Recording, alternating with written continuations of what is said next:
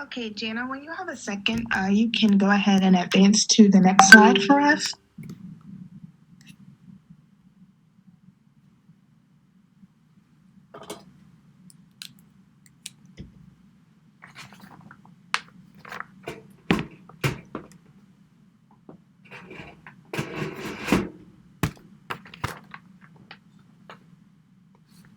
And while Jana is advancing, thank you very much, Jana. I will go ahead and get started today for the webinar and open it up for us. So thank you everyone for joining us on the webinar today for the Form I-765 application for employment authorization.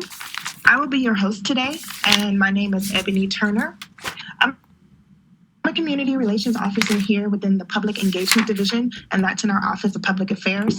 We do welcome you and thank you for joining us. I know that we are all probably very anxious to get started, so I'll only take a few minutes of your time here at the beginning to give just a brief introduction of the topic and also to go over some house rules for the engagement. So as you may know, on April 12th, USCIS announced our newest form that's available for online filing now. And again, that's our Form I-765 application for employment authorization. And this online filing option for this form is currently available to certain F-1 students who are seeking optional practical training in occupation that is directly related to science, technology, engineering, or mathematics. So for now, all other categories of filers should continue to paper file the Form I-765. But as USCIS continues to transition to a paperless operations, the agency will work to expand the online filing for this form to additional categories as well. Eligible students for now can access this online filing option by first creating an online account through My USCIS, and that is a very easy thing to do, and we'll go over that later.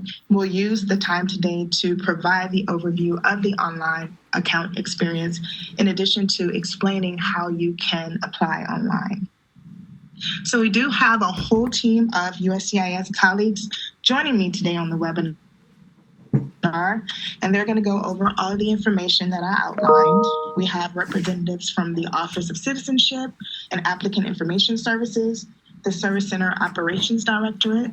We have representatives joining us as well from the Office of Policy and Strategy, the Office of Chief Counsel, the Office of Information and Technology, and I believe we may have some colleagues on from the Office of Intake and Document Production as well today.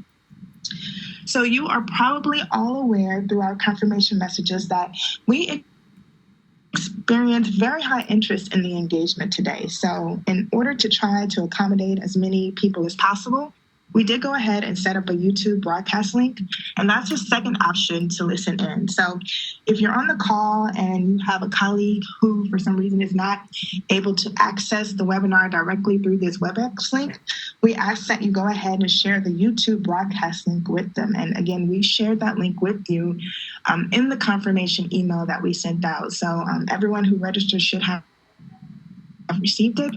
And it's also posted to the engagement page for this event on uscis.gov, the link to YouTube. So thanks everyone on YouTube who's joining us today. Welcome. We appreciate your participation. And I just want you to know that you will be able to see and hear the exact same information that participants in the webinar are seeing and hearing right now. Now, we are only able to take questions from the participants in the webinar, and that's because they have access to the Q&A box here. But we will take some of the pre-submitted questions that we received ahead of the engagement, and we'll share those responses later on in the call. And I know that some of you joining us on YouTube may have submitted your questions in advance to us there, so you'll have them addressed in that way, even if you don't have access to the Q&A box. Also, for everyone, all of this information that we're sharing in the engagement is also available on the Form I-765 and the File Online page. So however method you're using to join us, many of your questions may already be addressed in the information that we provide on our website. So be sure to check that information out. We'll put the links up to everything that we're covering at the end of the engagement on our resource slide. So you can jot down the links if you don't already have them or are not familiar with them. And we also do encourage everyone to go ahead and sign up for our subscription service. And this way you can receive all of the alerts and announcements, including any announcements for any additional Form I-765 online filing engagements. And you can easily subscribe by going to uscis.gov/outreach. And you can click on the Contact Public Engagement link that's found in the left navigation tab. And right there, you can just enter your email address and sign up, and you'll start receiving those alerts from our division so you can hear more about our upcoming events. So now that I've introduced the topic and kind of gone over the logistics, I won't keep you much longer, but I did want to go over the agenda, and then I'll give a few quick administrative reminders after that. So when we begin here, I'll turn the call over to Jana Evans, and she's with our Office of Citizenship and Applicant Information Services. Jana will provide that overview that I mentioned of the account experience and also walk you through how to submit the Form I-765 online. After that, we will hear from Michelle Young, and Michelle is with our Service Center Operations Directorate, and she's going to share just a few filing tips with us today. So after Michelle and Jana, we will open up our question and answer session to take questions from the webinar, as I mentioned. And we'll also share some questions and answers from the pre-submitted questions before closing out the event. I did just want to take a second here to let everyone know that although the question and answer box is open now, and it has been since the beginning of the engagement, with questions. So no comments, no feedback or anything of that nature, greetings.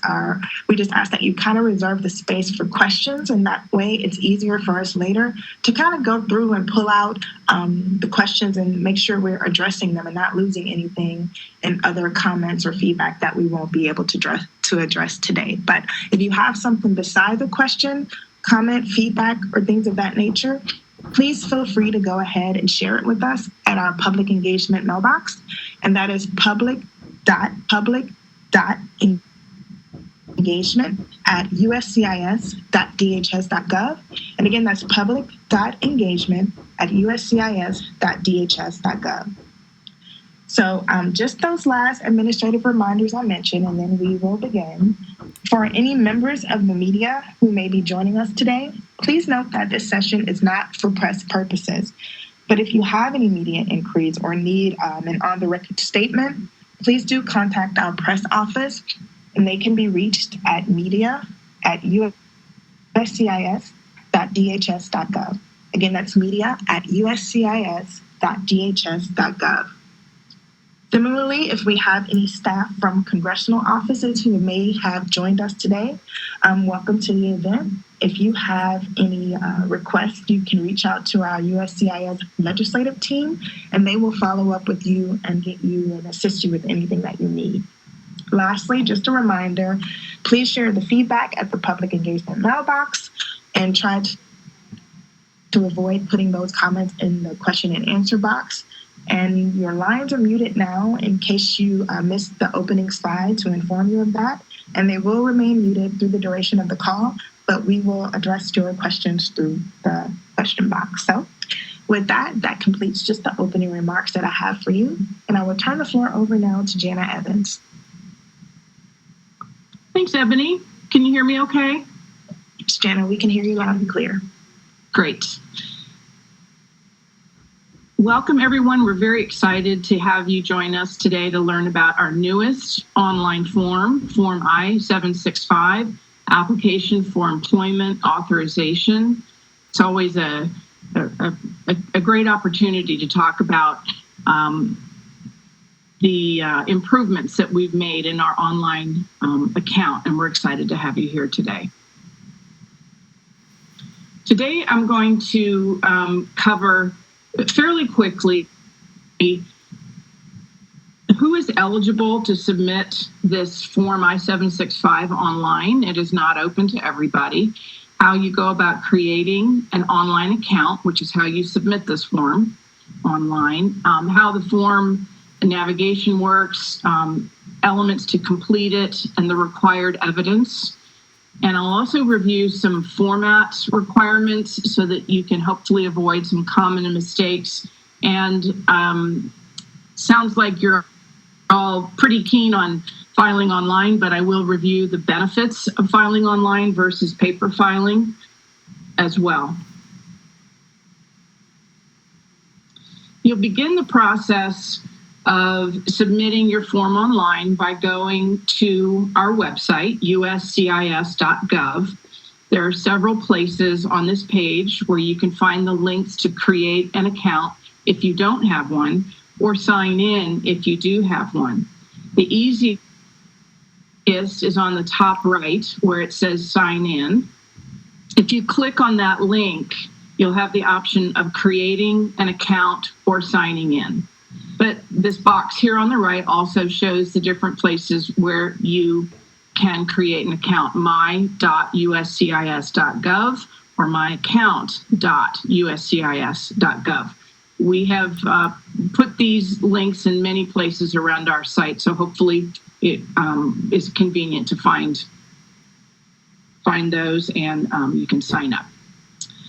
Before I go any further, I do want to point out that we have a number of helpful resources on our online filing page, and these address common questions about the account and online filing. We have really good videos that provide an overview of how you create an account and the benefits of filing online. This page also has information on password resets and how to get technical support, and some resources tailored specifically to attorneys and representatives. So if you don't have an account, you may want to start right here by looking at these videos and the other materials that we have.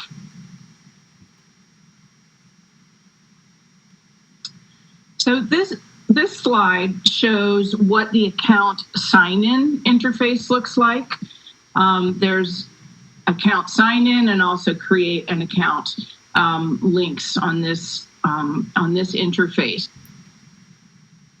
If you have shopped or banked online, the setup to create an account with us is very similar, and we have two-step authentication to ensure that the account is secure. One thing to keep in mind is that each account must have a unique email address. This means that you cannot share your account with anyone else, or you can't file for anybody else. For example, a husband and wife who just decide that they want to apply for naturalization together, if they want to apply online, they each need to have their own email address and their own account. So they cannot share an account and apply together. Once you enter your email address and password, the system will send you a one-time passcode. That is shown here on the right side, your verification code. You would need to do this every time you log into your account. So you would enter your email address, your password, and then the system is going to send you this one-time code. You can decide and tell us how you want to receive that code. You can get it by email message, text message, or both. In my account, I have it sent to me both ways. It's very convenient to get it as a text message on your phone, but I have it set up to do both ways. And you'll need to do this two-factor authentication every time. It's designed to protect your privacy.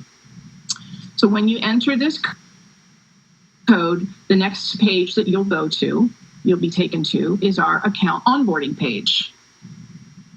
On this page, you'll see 4 activity tiles showing the things that you can do in our online account.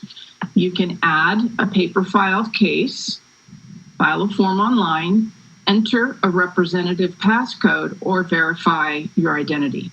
For today's purposes, I'm going to select file a form online.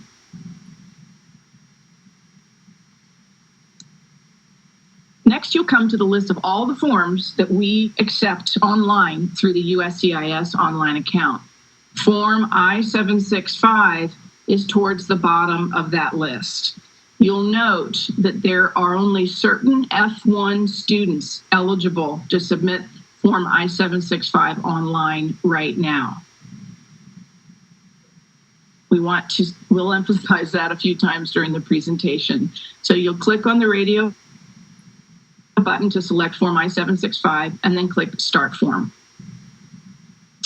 The next section that you'll come to is a form overview page. This provides a very comprehensive rundown of everything you'll need to complete the form online.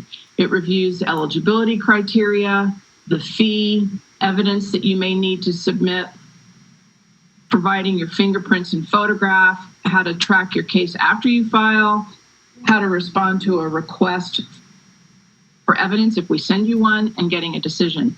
So this is a good thing to read beforehand to get yourself familiar with how this is all going to work. This page also includes our standard Privacy Act notices and disclaimers, and there's a reminder that you need to work on the form at least once every 30 days or the draft will delete. This is to protect your personal information and privacy.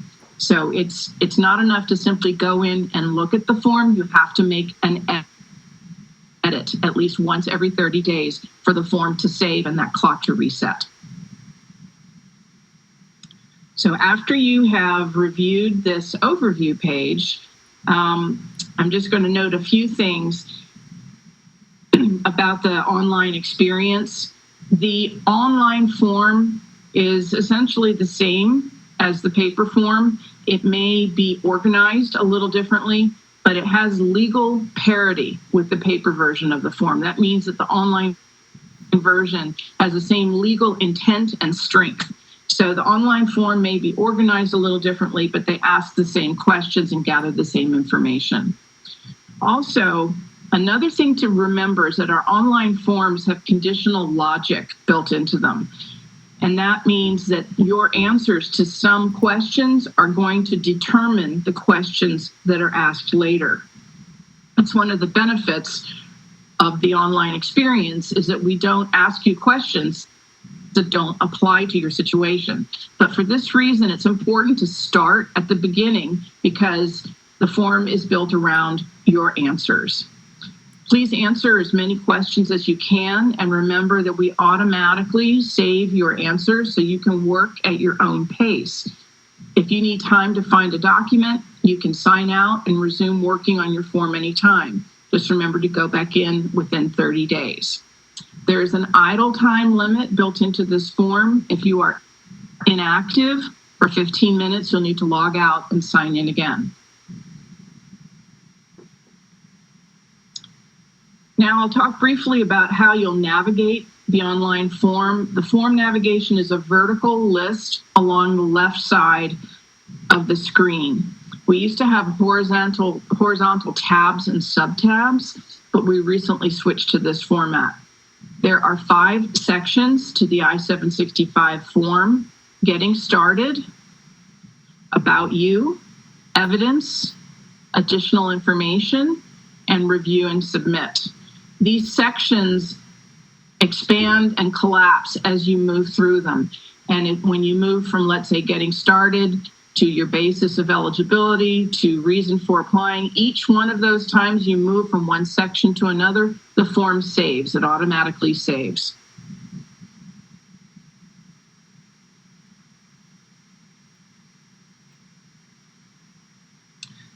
So now we'll talk about filling out the form. This is actually, I went through it myself, and it is not difficult to fill out. It's fairly straightforward, and it's not going to take that long for most people. The very first question is, who's allowed to submit this version of the form online? And this initial release is limited to students in these categories: the C3A category, student pre-completion OPT, C3B, student post-completion OPT, and C3C, the STEM extension. All other categories must submit a paper form. We had seen in the initial week or so other categories applying, and that's not going to be allowed anymore. We will deny, and we will not issue a refund. So if you're not in one of these categories, please don't apply online.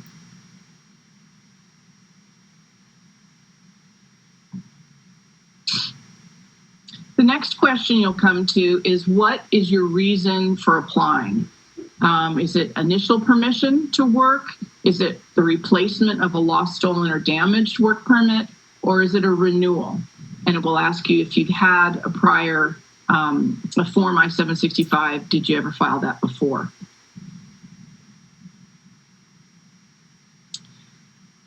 Then this is the section called About You. Most of this is very standard biographical information, your name, date of birth, country of nationality. It's information you're used to providing and you should have readily available. The section towards the end of that portion about you is your immigration information. And this is going to ask detailed information from your own immigration documents. This is a part where you probably want to spend some time gathering these documents ahead of time so that you can complete your form in quickly and smoothly. It will ask for your country of nationality or citizenship, your Form I-94 arrival departure record number, the last day you arrived in the United States, the port of entry, and your immigration status at that time, your current passport number or travel document number, the expiration date and the country that issued it, your current immigration status, your USCIS number, your A number, if you have one. The A number is also called an alien number. You may not have it, that's okay. And also a USCIS online account number. You may not have that, but those are to provide if you do have them. This section will also ask you if you have ever had a Social Security card and if you want the Social Security Administration to issue you one now. And if you answer yes, that you do want a Social Security card to be issued to you now, that will prompt additional questions where you will need to give us authorization to submit your request to the Social Security Administration. And you will also need to provide your father's first name and last name and your mother's first and last name.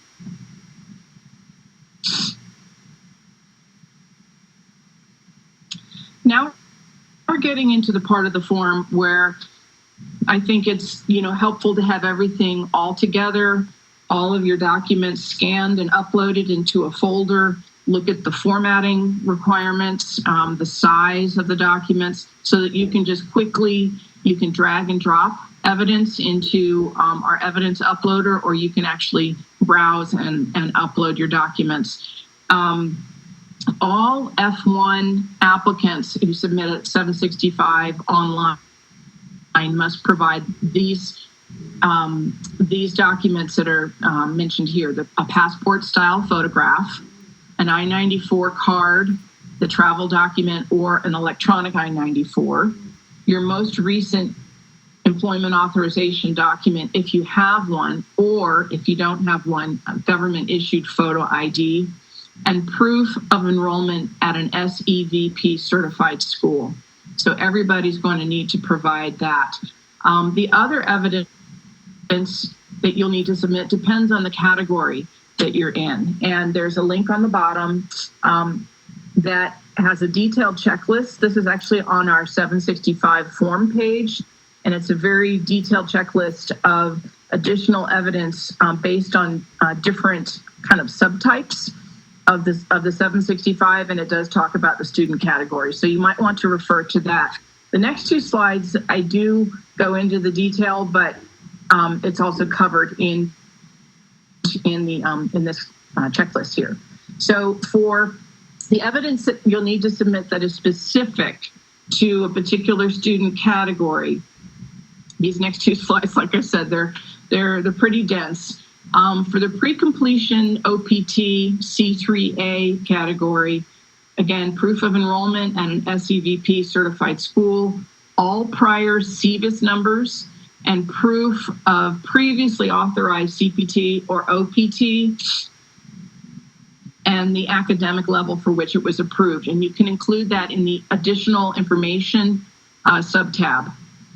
Also, Form I-20, Certificate of Eligibility for Non-Immigrant Student Status, that is endorsed by the designated school official before you file the I-765 form. Okay, so for the post-completion OPT, the C3B category, again, we'll need all prior CVIS numbers and proof of previously authorized EPT or OPT and the academic level for which it was approved. Again, include that under additional information. And the designated school official must enter the OPT recommendation into CVIS within 30 days before you submit Form I-765. That's very important. If you don't, we will deny the OPT request.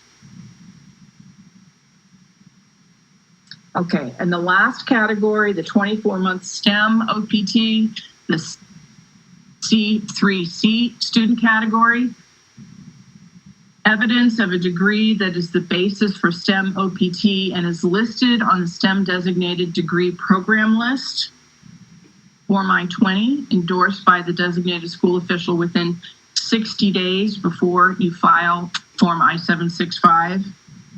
And if you seek the STEM OPT extension based on previously earned STEM degree, provide evidence that your school is currently accredited by the U.S. Department of Education and certified by SEVP.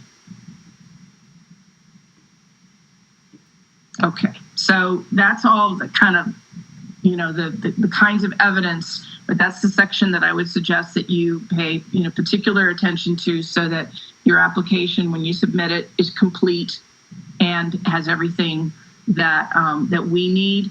Again, the form will walk you through. The form is going to determine what you need to submit, but I wanted you to know ahead of time what you need to submit so you can gather it.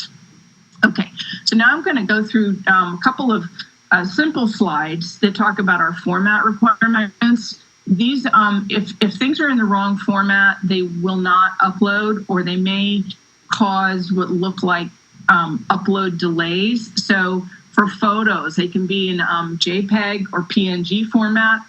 For documents, they can be in JPEG, PDF, or TIFF format.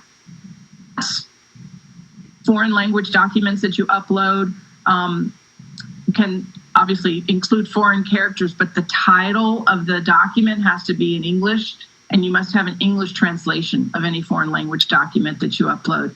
And the maximum file size is 6 megabytes per file.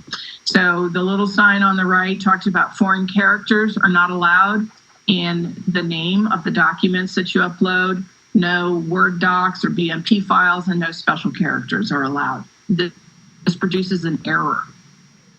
And I'll show you that on the next slide.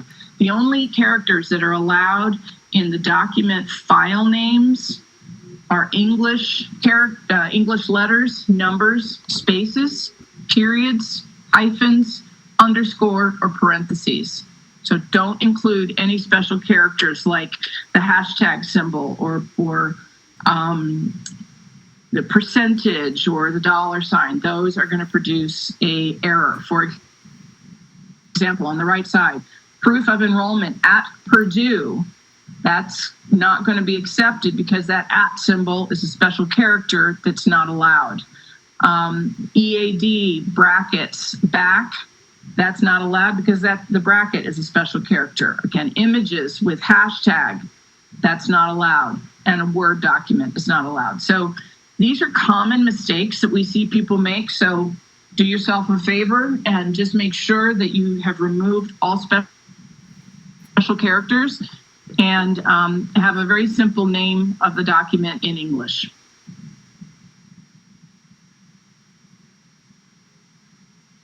Okay, so after you fill out the form, we give you, you can take as long as you want to review it. You can come back as many times, but remember the form will say for 30 days. And then if you don't go into it and make an edit for 30 days, it will delete. So just keep in mind that you want to review all the content that you entered before you move to pay the fee, because once you pay the fee, that's it. The form is submitted. So here, for example, there was an error in the About You section in your immigration information. You would click on Edit My Responses. It would take you back to that section where you can make those corrections. And once you've made the corrections, it will show we found no alerts or warnings once you go back and make those corrections. And so the green alert shows everything's good. The red alert is a hard stop. It means that you need to correct it or we won't be able to submit your form.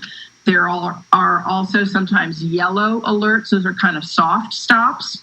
We would like for you to address the issue, but you don't have to submit the form.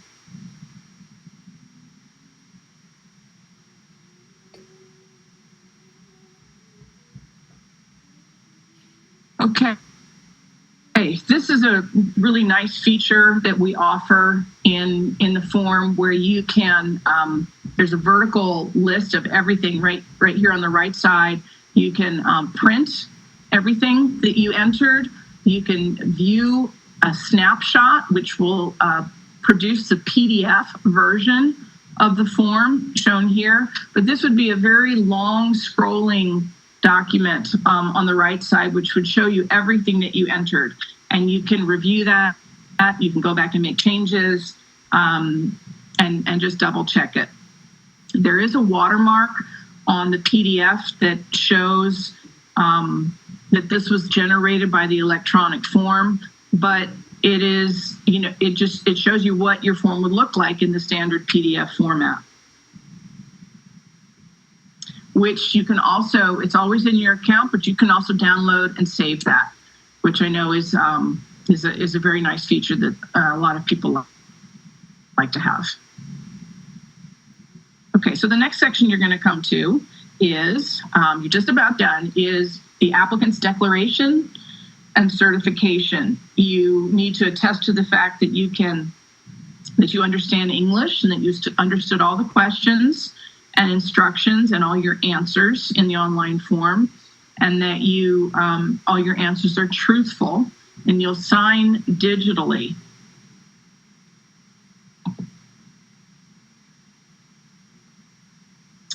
And now you're going to come to the section where we transition you from our form on our website to pay.gov, which is where you will pay the fee. So after you agree to those applicant statements and certifications, we will direct you to another website, pay.gov, which is run by the Department of the Treasury. It's a secure government portal. It's used by a number of federal agencies to take in payment. And you can pay a couple of different ways. You can pay by ACH withdrawal or with a debit or credit card. So that's another great benefit of applying online, is that you can pay with electronic funds rather than a check. Just keep in mind, when you complete this payment, your form is going to submit. Okay, so this just gives you a sense of what that interface looks like. There's an agency tracking ID at the top. It shows how much you're going to be charged. The form will automatically calculate how much you owe, and it has basic biographic information, your street address, that you enter. So when you hit continue, this is when you will pay the fee and your form will actually submit. And after you submit, you should get this very reassuring message. You have successfully submitted your I-765. And you can check on your pending cases by clicking on that blue button, Go to My Cases. This is what we call a case card. This is what your case card will look like. It will show a receipt number immediately, which is great. You don't have to wait in the mail, for the mail to come. It shows your receipt date, submitted on April 13th. And you have these tabs here: case status, case history, and documents. Right here, your receipt notice is produced immediately, which is another wonderful feature. And all these documents stay in there. So if you don't receive your mail reliably, or if anything were to get lost in the mail, everything is listed under your Documents tab. So if we send you an RFE, a request for evidence, that would be in your Documents tab. If we send you biometrics appointment notice that will be in your documents tab. It's extremely useful. Also, any decision letter that we issue. We do still mail notices and correspondence to the mailing address on record that that's in your file, but we're moving towards the electronic environment, and we want you to take advantage of the notices that are posted to your documents tab. Okay, we're almost done. Just one more pitch for why file online. Well, it's just a great experience. It is more convenient than submitting a paper form. It's delivery is quick. It's immediate. Once you hit submit, it's in there, and you get your receipt notice immediately. Receipt number immediately. You don't need to go to the post office anymore and pay for higher level tracking service. Case rejections are greatly reduced because our online forms ensure that your submission is complete. We get your signature, we collect the right fee, and we get your evidence. So the form walks you through the things that would ordinarily could produce a rejection in a paper form. You can update your address and contact information from your account profile, sign up for automatic alerts. When we make a change on your case or we take action on your case, you get an alert about that. You can respond to requests for evidence directly by uploading it to your case. That instead of going to the post office and mailing it back to us, that can take at least a couple of weeks. You can do it in a day if you have that evidence on hand. So it's just a much better way to operate. And you can send us secure messages about your case once the case is pending. So it's a much more reliable, transparent way that gives you, I think, more visibility and more kind of confidence where things are, because you can see where things are because you have access to the account. And the last slide I will talk about, I love this feature. This is where if you needed to paper file your I-765 and you're in one of those 3 eligible student categories, you can paper file, and we will send you a receipt notice, and then we will also send you an account acceptance notice with a special code. It has an online access code that you can use to link your paper filed case to your account. And once you do that, you will receive all the benefits of online filing. You'll be able to see notices in your account, be able to respond to requests for evidence electronically, be able to send us secure messages, see your biometrics notices, everything. So if you have to paper file for whatever reason, this is a great option where you can then kind of come around after the fact and submit and follow the directions and add that paper case and link it to your account. So I love that feature, and I love the fact that it's available to you for this particular form type.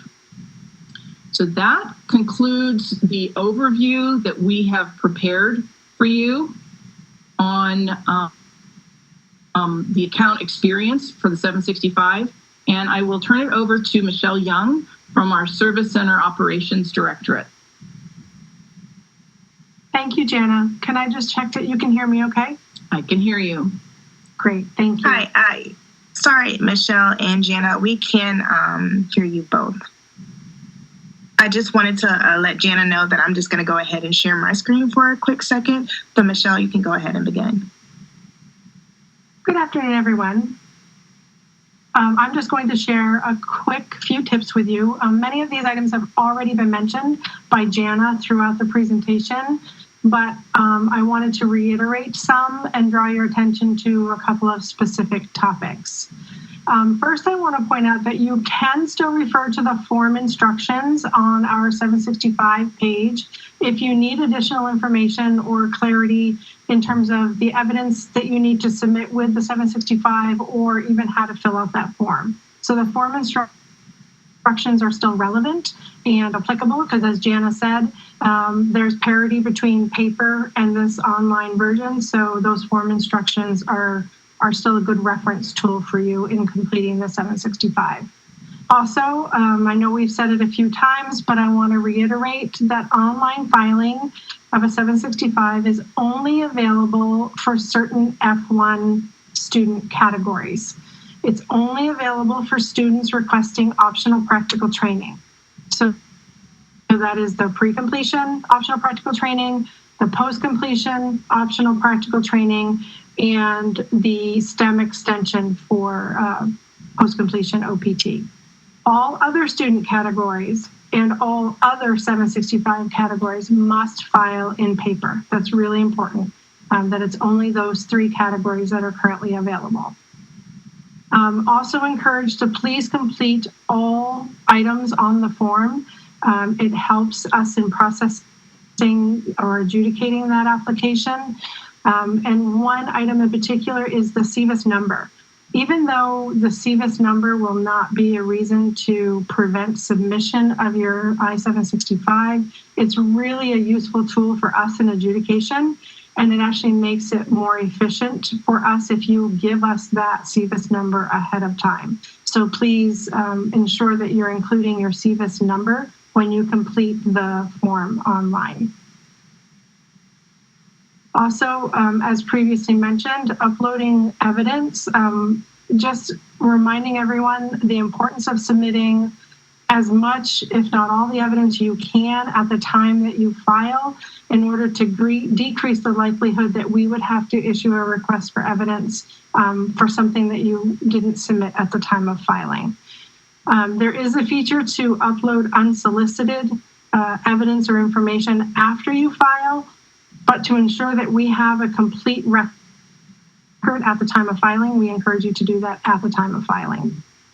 And the last thing I want to point out is the importance of understanding that once the payment is accepted for these online applications, that application is considered filed. And it's important to understand and to review the various timelines and timeframes that are associated with these categories of employment authorization. We want to make sure that your application wouldn't be denied because you filed it too early or you didn't file within the appropriate time frame. Because as we all know, with filing through mail, there's bits of delay, so that we just want to make sure that you're filing timely and that your case wouldn't be denied because you filed it too early or too late based on that immediate receipt of that application. And that ends the tips that I have for you. So thank you very much, and I'll turn it back over to Ebony.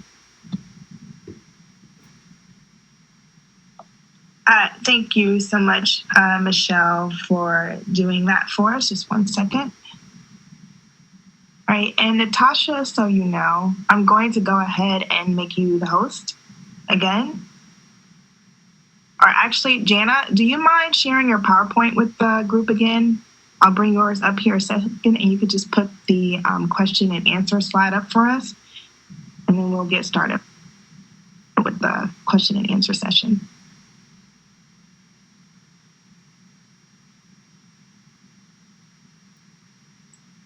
And I believe you should be able to do that right about now, Jana. So I'll go ahead and give the introduction to the question and answer session. But if you want to put the slide up when you get a chance, we can do that. So for everyone on the event, I just want to let you know that we're going to go ahead and get started with our question and answer session here. I want to thank Jana and Michelle for all of the information that they just provided about filing the form I-765 online, and also for the filing tips that were shared.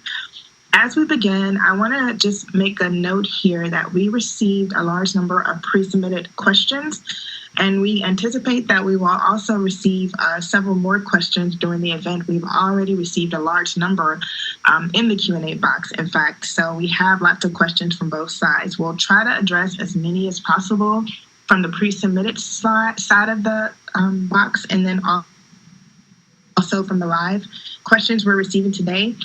We likely will not get a chance to address every question individually in the time that we have, but we will try to address as many as possible. And once we move into the portion of the event where we are addressing the questions as they come into the box, we do just ask your patience.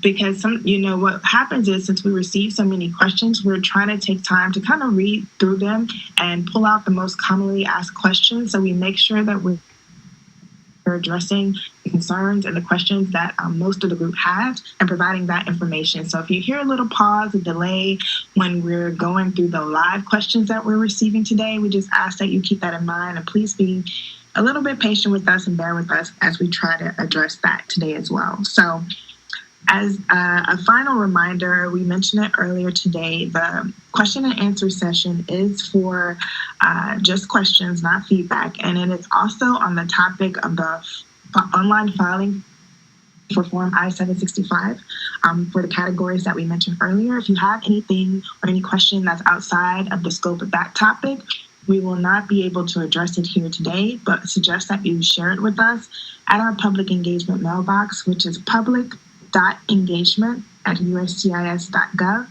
And again, that's public.engagement@uscis.gov, at uscis.dhs.gov. My apologies. And with that, we will go ahead and get started by reading some of our pre-submitted questions. So, Tim, can you just confirm that you are unable to mute your mic and help us with some of those? Yes. Hi, Ebony. Can you hear me okay? Yes, we can hear you. Great. Thank you, Ebony. My name is Tim Hall, and I'm with the USCIS Office of Public Engagement, and I'll be going over, as Ebony said, some of the pre-submitted questions. And Tim, sorry, yes. Just to jump in before you start, I can hear you. I'm not sure if it's just for me, but do you mind turning your mic up just a little for us?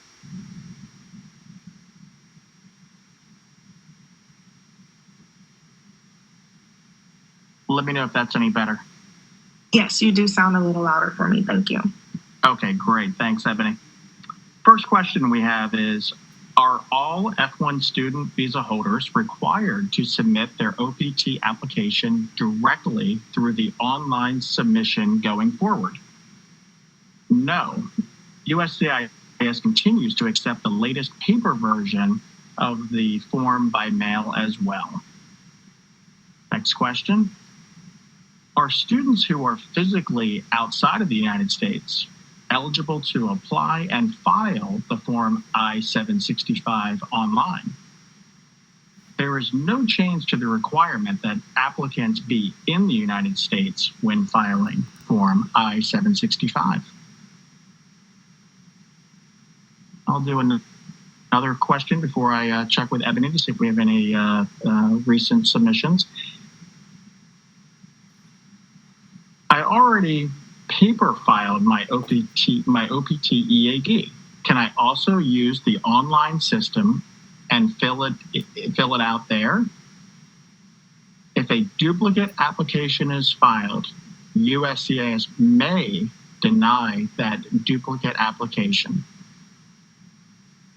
Ebony, do we have any recent questions that you'd like to address? Hi, Tim. Yes, we did receive some that I can go ahead and address, and then we'll come back to you so we cover some more of the pre-submitted questions.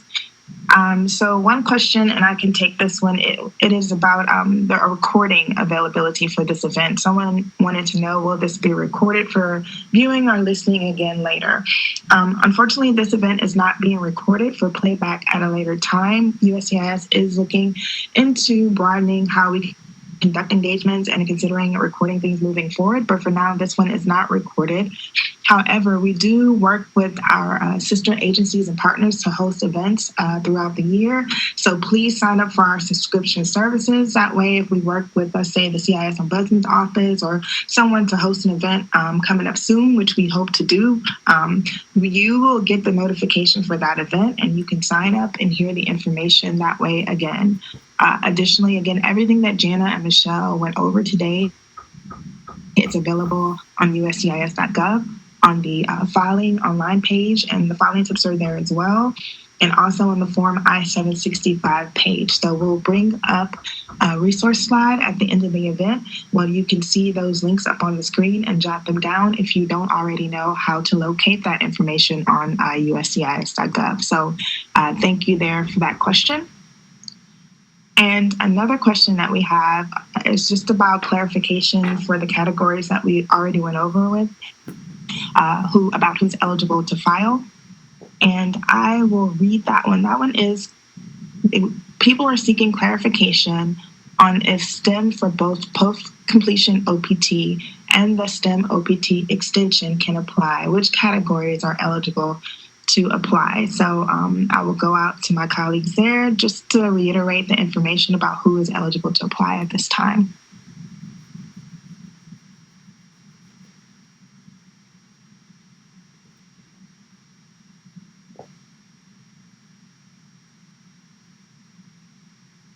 So I'm not sure if Scott or someone else is able to unmute and just remind us about who's eligible to file online right now. Yeah, sorry, Ebony. This is Michelle, and it is the 3 optional practical training categories. So the C3A for pre-completion OPT, C3B for post-completion OPT, and C3C for the 24-month extension of OPT for science, technology, engineering, and mathematics for STEM students. Okay, thank you so much, Michelle, for providing that reminder. All right, and one of... Ebony, would you like ahead. to go back to that slide? Jana, I think we are okay. If we keep getting that question, maybe we can bring it up later. But for now, I think you addressed it very adequately in your presentation, and Michelle just reiterated it very well here. So I think we're okay for now, but we will bring it up later if needed. One of the other questions that we had was about upload. So the question is, what do we do with photos? Do we just scan it and upload it when we're going through the online process and filing? So who can address that question for us?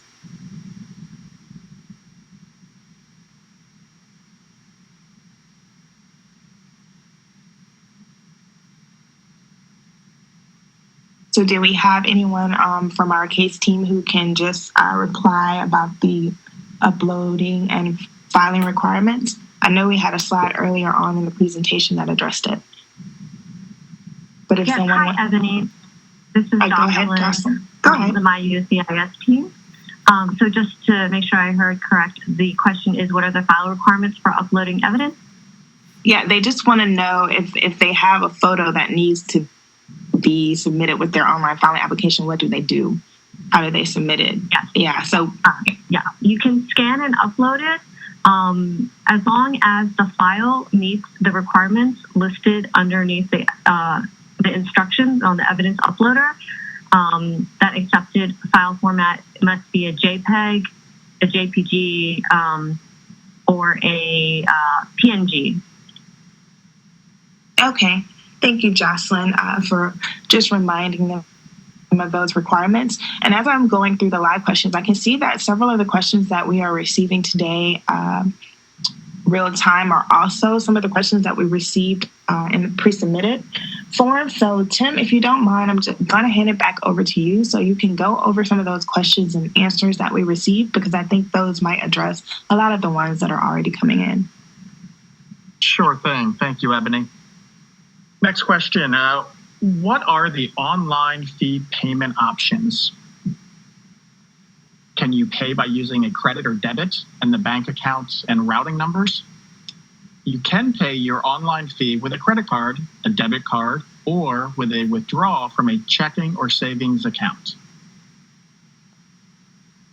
Will I get an I-797, a notice of action, and a receipt number for my OPT EAD application immediately after I pay the fee and submit the Form I-765 online? Yes, you will receive a receipt notice and receipt number immediately through the online account. A paper notice will also be physically mailed to you. Next question. would all notifications, including my I-797C, be delivered electronically?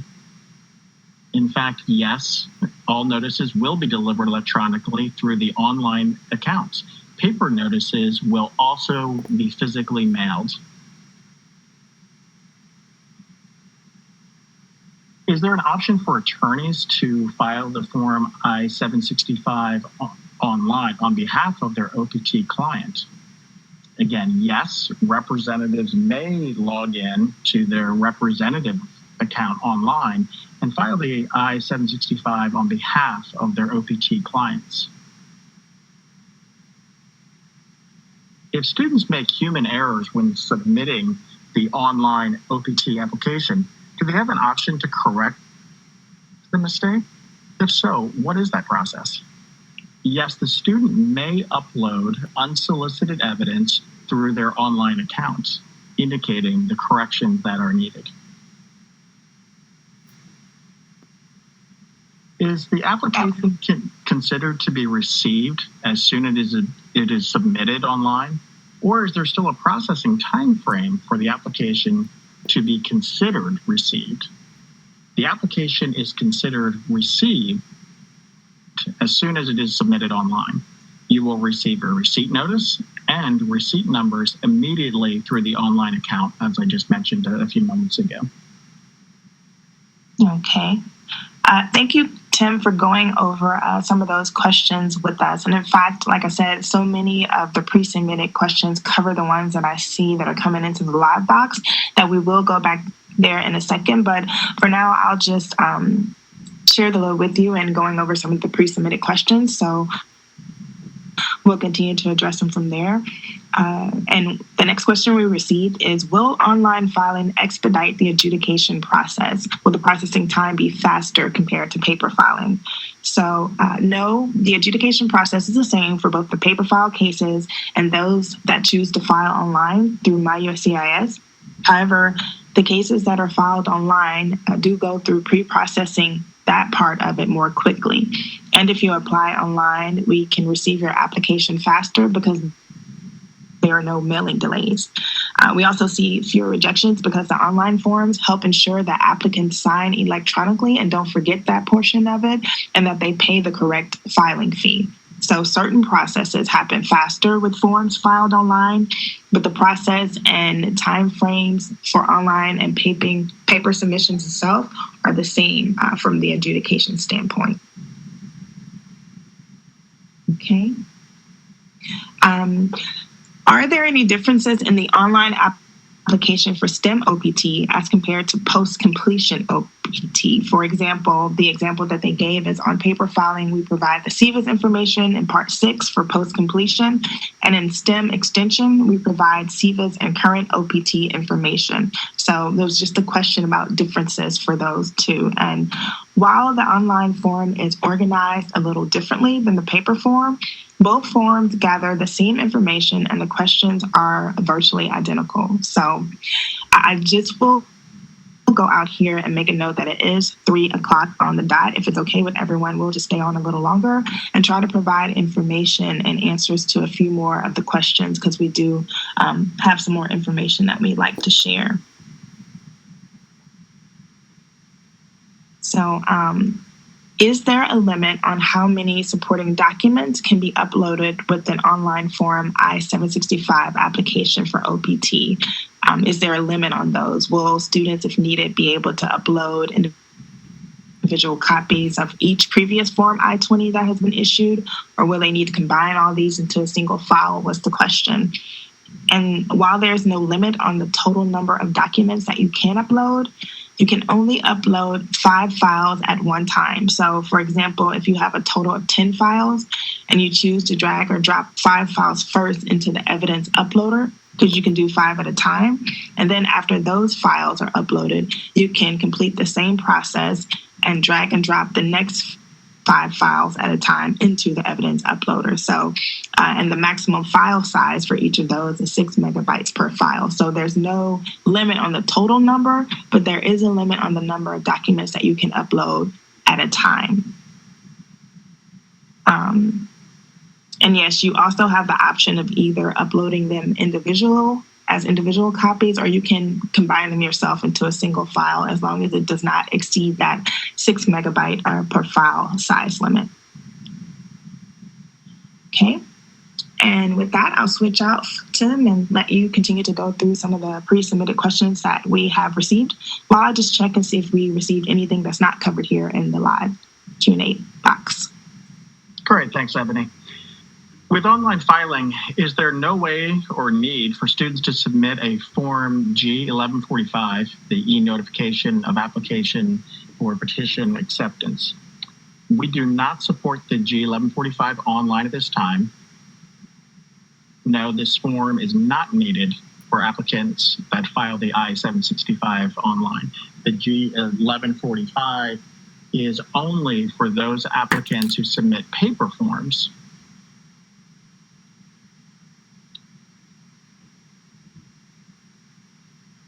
Will F-1 students filing an online I-765 application for OPT be routinely required to appear for a biometric services appointment? If not, then what is the online process for students to submit the required 2 identical color passport style photographs of yourself taken recently for their I-765 application?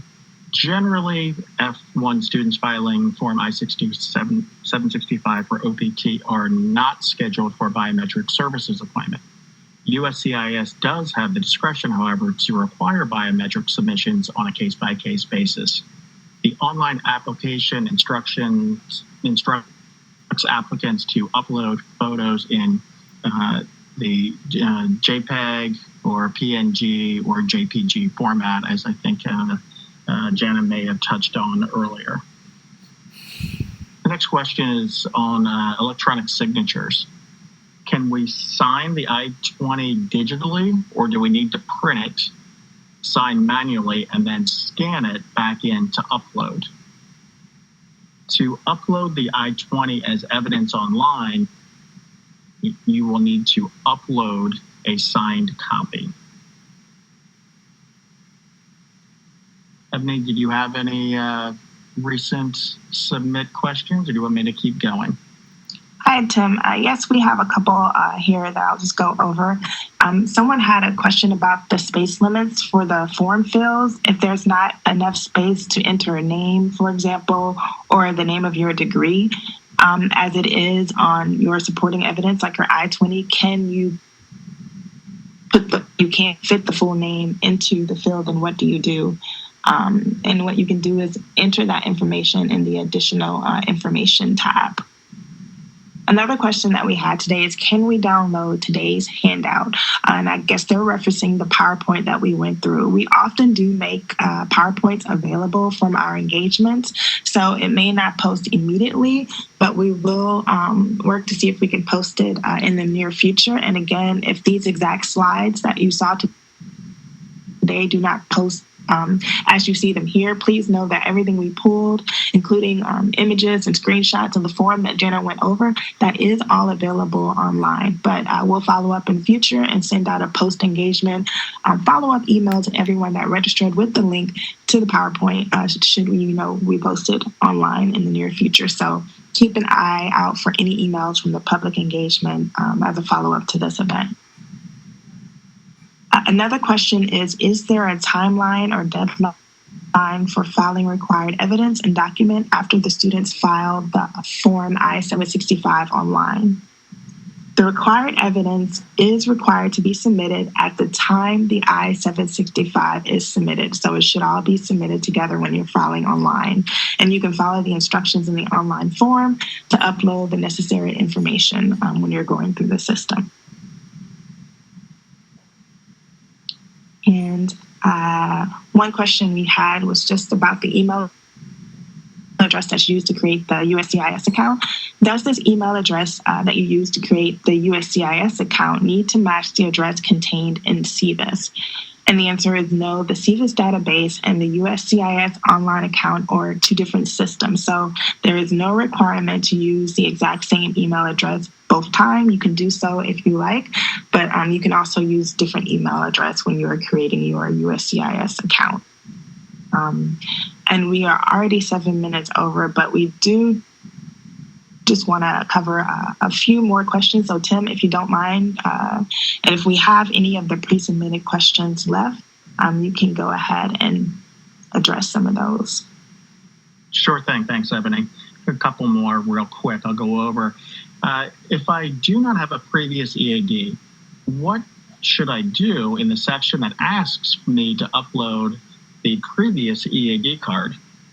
If you were not previously issued an EAD, you must upload a copy of a government-issued identity document, such as a passport, showing your picture, name, and date of birth, a birth certificate with photo ID, a visa issued by a foreign consulate, or a national ID document with photo and or a fingerprint.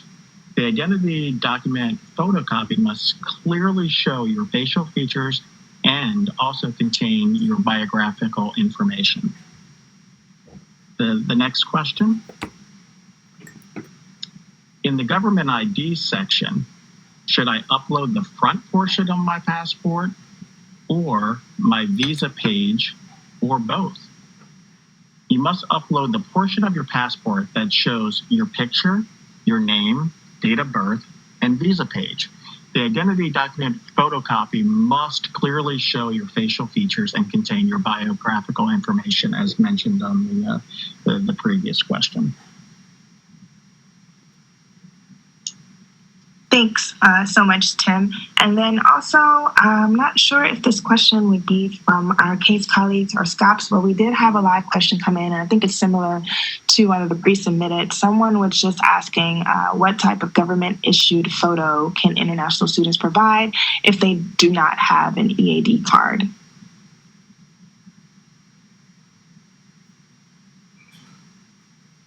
So is there anyone who can address that? Sorry, Ebony, it's Michelle. So it's a government issued identification document. So it would be something like your passport so that we can verify your identity against that government issued identification document. Okay. Thank you very much, Michelle, for clarifying that. And Tim, we are going to have to close out here. I don't know if there's just one more question to answer that you can throw out for us before we go, but otherwise we are going to have to close out the engagement. Sure, I'll throw one more out here when we have a minute. Does the system email the applicant if there are any updates, or does the applicant need to check manually?